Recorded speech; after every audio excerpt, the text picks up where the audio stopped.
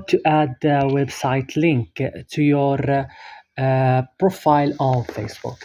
I will show you guys step by step, easy and quick how to do this. So let's gonna do it. Open first your Facebook, open your profile, click on edit profile, and come right now to the last button here, edit about information. Go to contact info and click edit. We found right now this page. Click on website, click add a website.